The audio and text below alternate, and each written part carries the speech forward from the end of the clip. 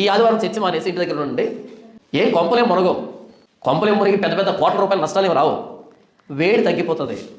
ఏదో ఒక పాపంలో పడతాం. లేవడానికి ఎన్ని సంవత్సరాలు పడుతుందో తెలియదు. దేవుడు ఊరికే చెప్పలే, పరిశుద్ధ సంఘముగా కూడండి. వ్యక్తిగతంగా పాపం ఒప్పుకోండి, సమాజంగా పాపం ఒప్పుకోండి. వ్యక్తిగతంగా దేవుని ఆరాధించండి, సమాజంగా దేవుణ్ణి ఆరాధించండి. ఉత్తునే చెప్పలే. చర్చికి వెళ్తేనే దేవుడా? ఎక్కడుంటాడు దేవుడు? ఎక్కడుంటాడంట? ఇక్కడుంటాడు దేవుడు. రోగం వచ్చినప్పుడు కూడా చెప్పు. హాస్పిటల్కి వెళ్తేనే డాక్టరా? ఎక్కడుంటాడు డాక్టర్ను? గొంతులో ఉంటాం కదా, సమాధిలో ఉంటాం అన్నమాట. అంటే ఆదివారం అనగానే ఏం గుర్తుకు రావాలి? చికెన్ మటన్ కాదు. ఆదివారం అనగానే ఉదయాన్నే తలస్నానం తీసి పరిగెత్తుకుంటూ చర్చలు కూర్చోవాలి. ఇంకేం పని లేదు, తిన్నా తినకపోయినా సరే. ఇది పరిశుద్ధ సంఘ దినం.